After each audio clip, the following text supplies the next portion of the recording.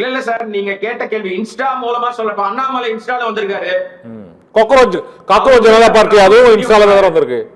Cockroach Janata பார்ட்டின்னு ஒரு ட்விட்டர்ல போடுறாரு, உடனே 2 கோடி பேர் ஃபாலோ பண்றாங்க.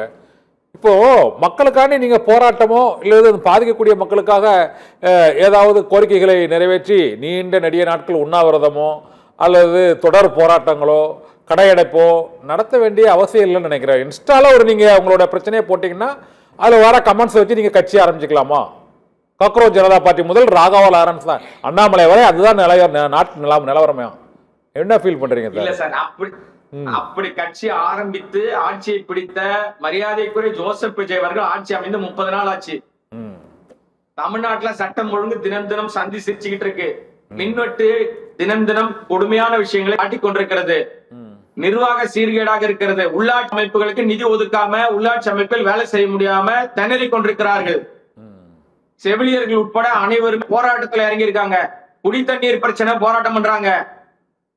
இது எல்லாம் இன்ஸ்டால சரியாயிடுமா சார்? ரீல்ஸ் மூலமா சரியாயிடுமா? அப்ப கற்றுக்கொள்ள வேண்டும். அந்த அரசியல் தெரியணும், மக்களுக்கு என்ன பண்ணணும்னு தெரியணும். இல்ல கோடைங்க, அப்புறம் நீங்க சொல்ற அந்த இதெல்லாம் நடந்துட்டு இருக்குது.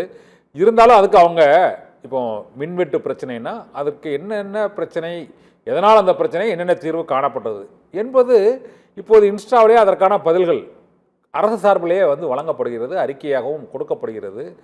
மற்றொன்று, வழக்கமாக அரசு அலுவலகங்கள், மருத்துவமனைகள் மற்றும் வழிபாட்டு தலங்கள் உள்ளிட்ட பல்வேறு இடங்களிலும் இந்த மேலோட்டமாக நடைபெற்ற சில முறைகேடுகள், ஊழல்கள், லஞ்சம் ஆகியவை ஓரளவு கிளீனாக இருக்குது அப்படிங்கிற ஒரு பேச்சு இருக்கு. அதை நீங்க மறுக்கிறீங்களா இல்லைன்னா ஏத்துக்கிறீங்களா?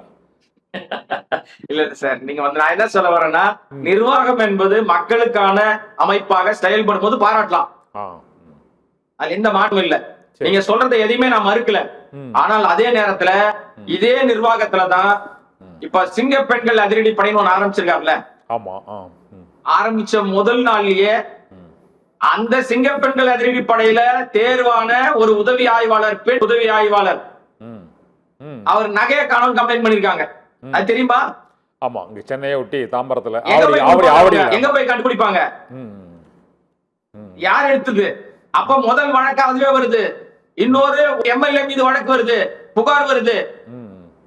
பாலியல் பிரச்சனைகள் தாவேகா நிர்வாகிகள் மேலேயே வருது. நிர்வாகத்தை நடத்துறதுக்கு முதல்ல நம்ம சரியா இருக்கணும்னு சொல்றாரு இல்லையா நம்ம மரியாதைக்குரிய ஜோசப் விஜய் அவர்கள் முதலமைச்சர். தனி மனித ஒழுக்கம் வேணும்னு சொன்னார்ல, அது வரவேற்கிறேன் சார். ஆனா கொஞ்சம் கொஞ்சமா வரும். அதே ஜோசப் விஜய் முதல்வர் ஒரே மாதத்துல வராது. கொஞ்சம் டைம் கொடுங்க கொடைங்க. அப்புறம் ஒரே மாதத்துல எல்லாம் சேஞ்ச் ஆயிருமா? நிர்வாகத்துக்கு தரலாம் சார் டைம். சார் நிர்வாகத்துக்கு டைம் தரலாம், சட்டம் ஒழுங்கு டைம் தர முடியாது. இவர் கத்துற வரைக்கும் பல கொலைகள் நடக்கும், தடுக்க முடியாதா? பாலியல் பிரச்சனை தடுக்க முடியாதா? இதெல்லாம் கத்துக்கணுமா? சரி, நிர்வாகம் கத்துக்கிட்டு வர முடியுமா? இல்லை கொடைங்க சார், இன்னொரு முக்கியமான விஷயம், இந்த ராகவா லாரன்ஸை ஒட்டி போவோம். ராகவா லாரன்ஸ் திருச்சி கிழக்கில் நான் போட்டியிட வேண்டும் என்றால் அப்படிங்கிற வார்த்தையை ஏன் பிரயோகிக்கிறாரு? அப்போ திருச்சி கிழக்கில் போட்டியிடம்னா அது விஜய் போட்டியிட்ட தொகுதி. இப்போ விஜய்க்கு மாற்றா நாங்கள் போய் போட்டியிட போறேன்னு சொல்றாரா, அல்லது விஜயோட இணைந்து நான் போட்டியிட போறேன்னு சொல்றாரா? ஏன்னா காலியாக உள்ள தொகுதி 5 தொகுதி, மதுராந்தகம், பெருந்துறை, அம்பாசமுத்திரம், ஏன்னா பல தாராபுரம் என 5 தொகுதி காலியாக இருக்கு. திருச்சி கிழக்கில் நான் போட்டியிட வேண்டும் என்றால் முதலில் அரசியலுக்கு வர வேண்டும் அப்படிங்கிறார். அப்போ விஜய்க்கு மாற்றா அவர் போட்டியிட மாற்று வேட்பாளரா களத்தில் இறங்க போறாரா, அல்லது விஜயை எதிர்த்து போட்டியில் இறங்க போறாரா?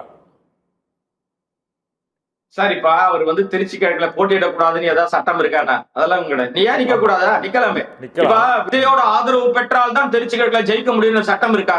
இல்லதான். இல்ல அவரு இல்ல நான் ஏன் கேட்கிறேன்னா, இல்ல அவரு அரசியலுக்கு வரப்போதே திருச்சி கிழக்கே மையப்படுத்துறாரா ஏன் கேட்கிறேன். அவர் இன்றைய பேட்டிக்கு முன்னதாகவே அவர் திருச்சி கிழக்கில் அவர் ராகவா லாரன்ஸ் போட்டியிடுகிறார் என்ற ஒரு செய்தி பரப்பப்பட்டது. இன்று அவர் பேசும்போது திருச்சி கிழக்கில் நான் போட்டியிடுவதற்கென்றால் முதலில் நான் அரசியலுக்கு வர வேண்டும் அப்படிங்கிறார்.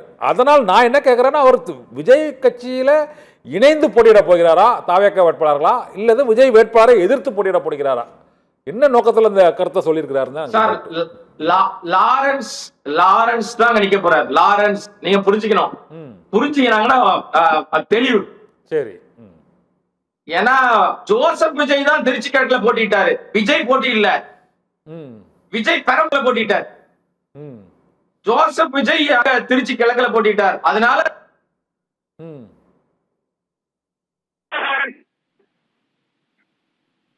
இது என்ன சொல்ல வரேன் அப்படின்னா, நான் வந்து சார் அவருக்கு ரஜினிகாந்த் அவருடைய சப்போர்ட் இருக்கு. சரி, இன்னும் பல அவர் செய்த அந்த நற்பணிகள் மூலமாக ஏராளமான மக்கள் சப்போர்ட் இருக்குன்னு அவர் நம்புறாரு. திருச்சியிலேயே பல பேருக்கு, பல விவசாயிகளுக்கு டிராக்டர் எல்லாம் கொடுத்திருக்காரு அவர். இன்னும் பல ஊர்களுக்கு போய் நிறைய விஷயங்கள் பண்ணிருக்காரு. இன்னொரு விஷயம், விஜயோடு கைகோர்ப்பா என்பதுல எனக்கு வந்து இன்னும் உறுதியான நிலைப்பாடு இல்லை. ஏன்னா விஜயோட அவர் கைகோர்க்கிறதா இந்த மாதிரி வீடியோ வெளியிட வேண்டிய அவசியம் இல்ல சார். நான் அரசியலுக்கு வழக்கமா வேணாமல் கேட்க வேண்டிய அவசியமே இல்ல.